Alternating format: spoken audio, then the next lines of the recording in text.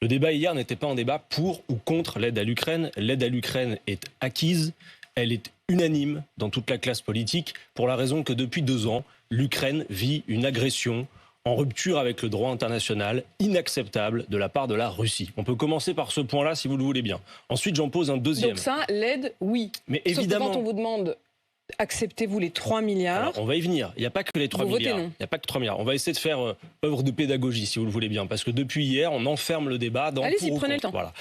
Première chose. La deuxième chose, c'est que il y a en effet un certain nombre de lignes rouges. Et ce que nous avions à voter hier, ça n'était pas l'accord qui, de toute façon, vous le savez, a été signé le 16 février, conclu entre M. Macron et M. Zelensky.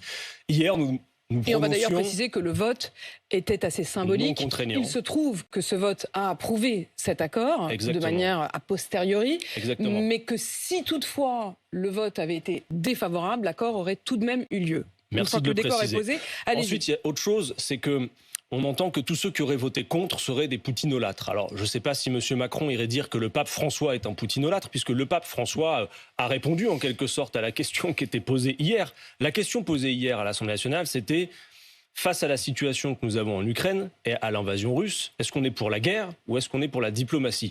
Au passage, je me permets de dire que vous avez devant vous quelqu'un qui représente une formation politique, la France Insoumise, dont les amis politiques en Russie, pour la plupart d'entre eux, sont en prison face au régime de Vladimir Poutine, et la seule formation politique qui, en France, la France Insoumise, accueille et a organisé l'hébergement d'opposants au régime de Vladimir Poutine qui, sur le territoire russe, sont menacés, comme l'a été par exemple M. Navalny. Voilà pour